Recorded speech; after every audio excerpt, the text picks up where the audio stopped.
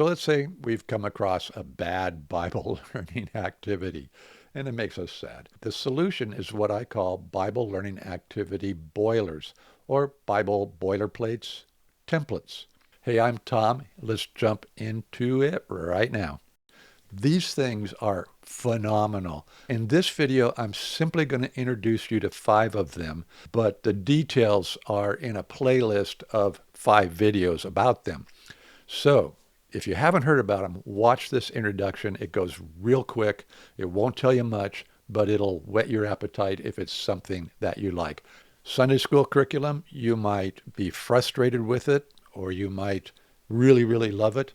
You're probably with most of us at the top where you go, this is okay, it's good stuff, but every now and then there's a clinker lesson or a Bible learning activity, and I want to know what to do about that.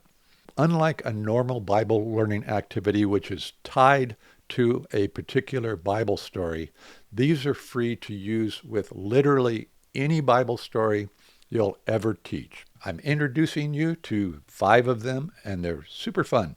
Team Squeal is a true Bible boiler in that it's not connected to any Bible story at all. You can play this game and you can play it with any Bible story that you're teaching in Sunday school. It's a review game, and believe me, when the kids play this game, they will leave your class knowing everything about that story. Again, this video is not to explain how they all work. It's simply to let you know, hey, these exist and you can have them. They're free at my website, CLAMcentral.com. CLAM stands for Christ, Love and Majesty.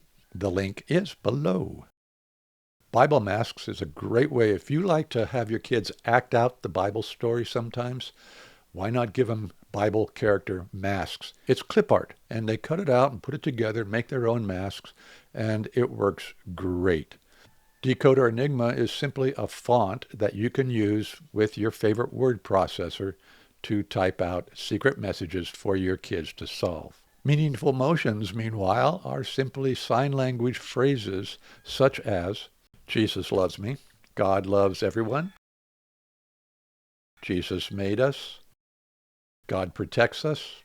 I don't know if you can hear the wild chickens going off in the background. We're not torturing them. That's just the way they talk to each other. This game of 7-dot bingo, which is really fun, is attached to a specific Bible story. In this case, the miracles of Jesus Christ. So you can play it just like that if you tell a story about Jesus healing somebody, for example.